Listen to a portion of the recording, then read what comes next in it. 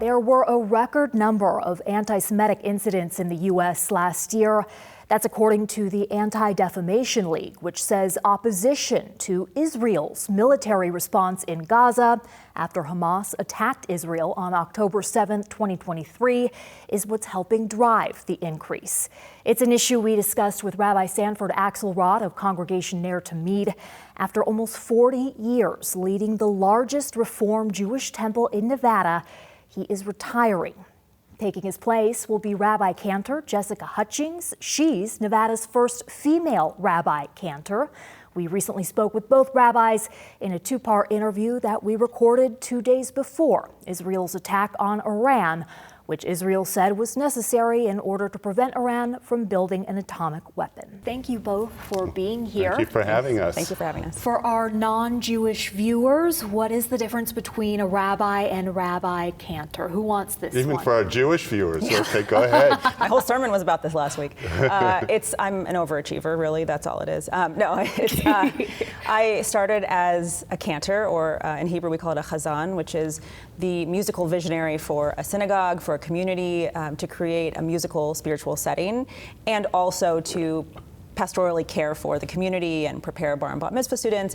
A lot of it is overarching to the rabbinic role, which is scholarly, is more text study, things like that.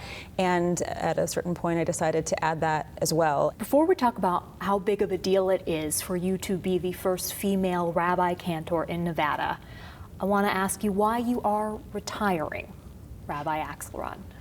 Well, you know, I love being a rabbi, I'll always be a rabbi, but I just felt it was time. As I approached my late 60s, I saw how the world was changing, the challenges that were there, and I was fortunate, and our congregation was fortunate in that I was able to mentor Rabbi Hutchings here, so I felt, you know, I have a good person to step in my shoes, so everything just kind of came together in a beautiful way.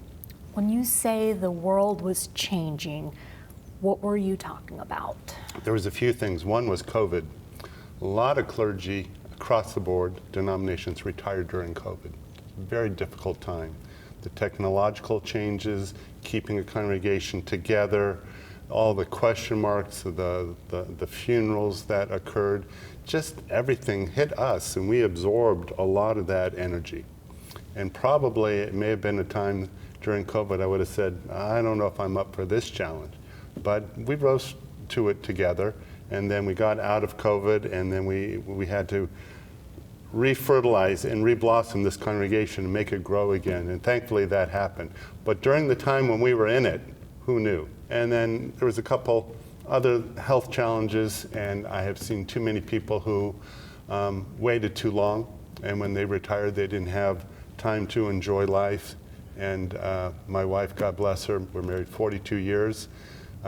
There's a picture of me at home. She can look at it, but now she gets to see the real thing. So I think I owe that to her also, to be there for my spouse.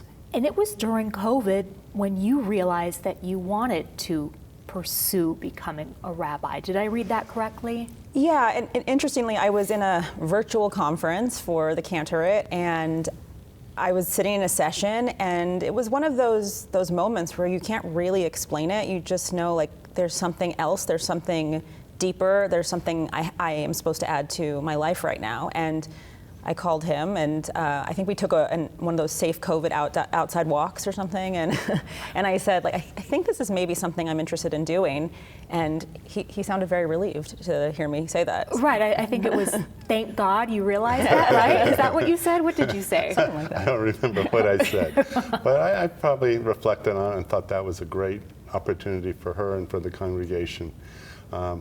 There's also a shortage of clergy. Not as many people are going into the rabbinate or the cantorate, and so I knew that when I did choose to retire, it might be difficult for our congregation to find that perfect match. So on a lot of levels, it just seemed to all click and make sense. Is that something you had to run by other people? Oh yeah, yeah. Okay, so what was the reaction to an incoming rabbi being a female? Oh, that's never been an issue, because I've had assistants who are female, and I had assistant rabbis. Yeah, assistant rabbis who were female, and I had students. I used to mentor students from the the seminary, they would come in and they were female. So gender, I don't think, was an issue at the time. Rabbi-Cantor Hutchings, was it an issue from your perspective? Not so much in the reform movement. It was more of, there is definitely more explaining to do when it comes to looking at the different denominations and how I can be accepted in the community. In the reform movement, we have a very progressive, open door to all kinds of diversity. That hasn't been such the issue. It's more of the community at large and being accepted and respected as he has been with this title. You told me off camera you've noticed some things that perhaps Rabbi Akselrad has not as you've transitioned into this role. What would those be?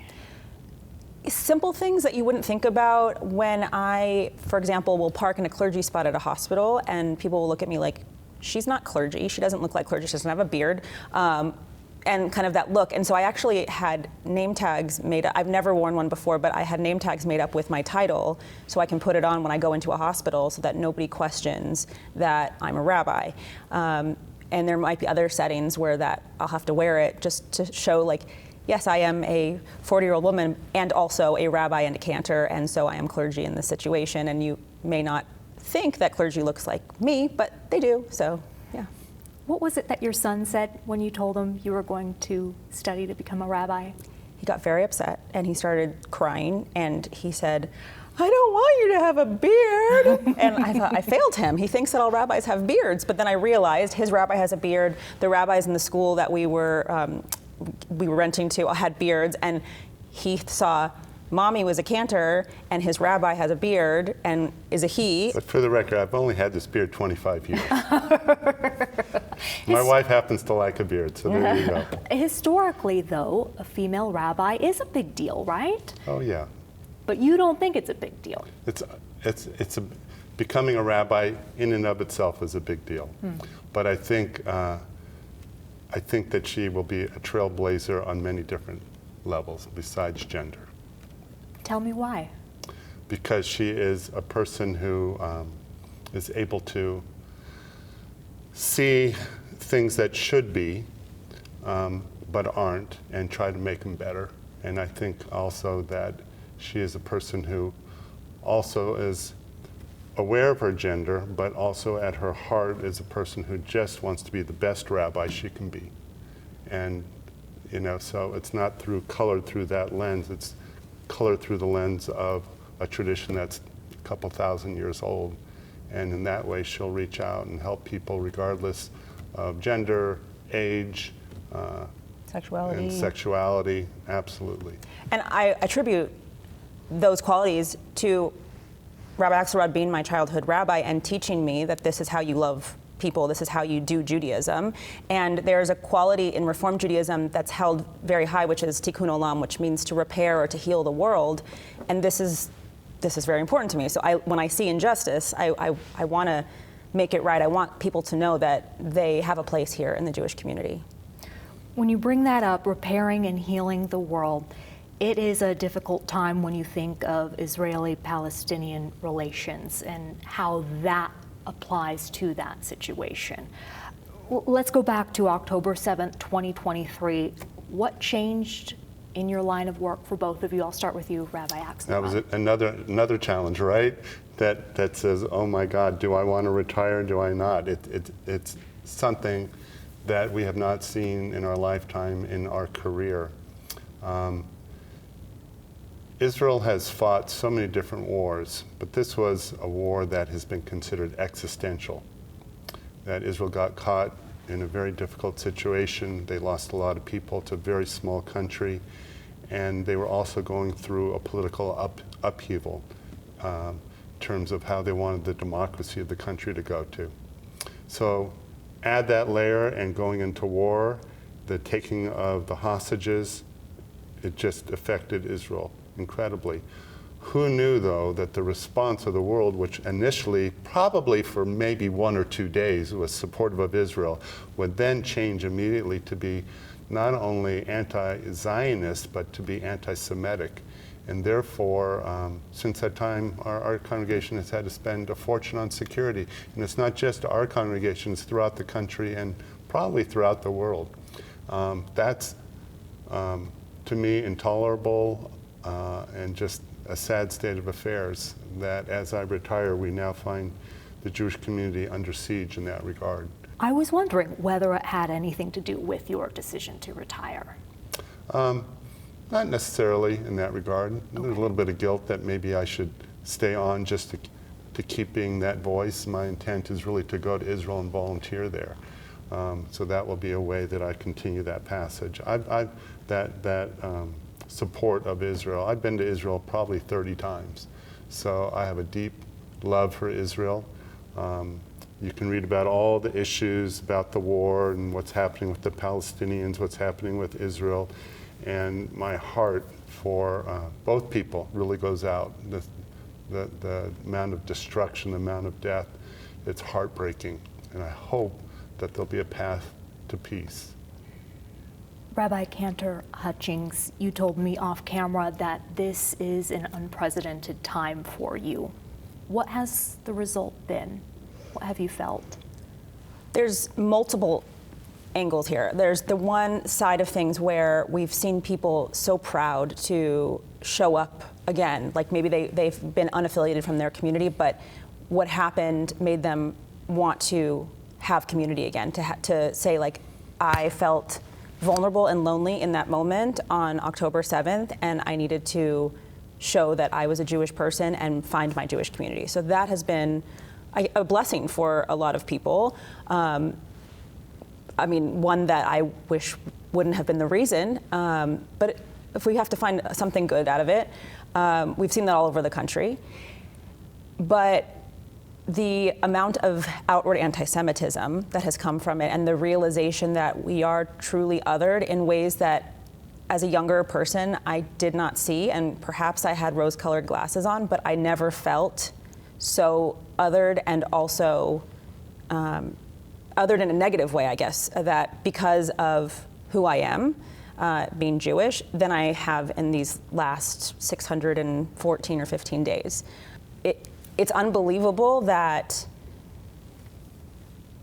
this is where we are, that this is how it is at this moment, that there is so much uncertainty and so much misinformation that is guiding this hatred. And it's heartbreaking. There's no other way to say it. And so all we can say is we're here for our community. And this is not a time to be shy about who you are. This is a time to find your community and to stand tall. Where do you start when talking about misinformation? What's most important for people to know? I think that Israel has been made out to be this really bad, like Israel bad, Zionism bad. And yes, as Rabbi Akselrad said, And will you explain what Zionism is for our non-Jewish viewers?